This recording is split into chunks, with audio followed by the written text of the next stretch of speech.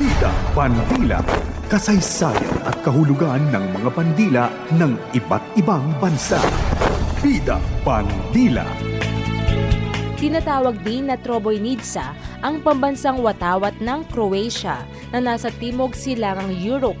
Ang ibig sabihin ng Trobojnica sa Ingles ay the tricolor.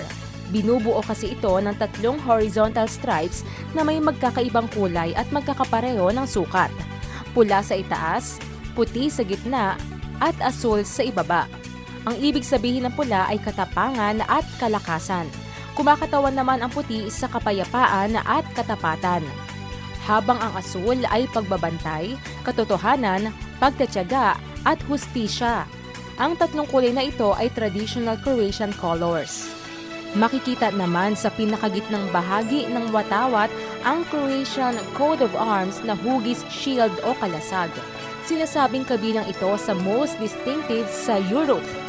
Iyan ay dahil mayroon itong main shield na checkerboard design na kulay pula at puti at may 5 maliit na shields sa itaas nito. Ang 5 smaller shields ay sumisimbolo sa mga rehiyon ng bansa.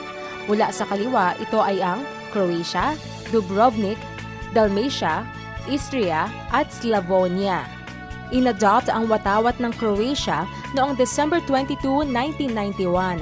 10 buwan bago idineklara ang kalayaan mula sa pamumuno ng Yugoslavia.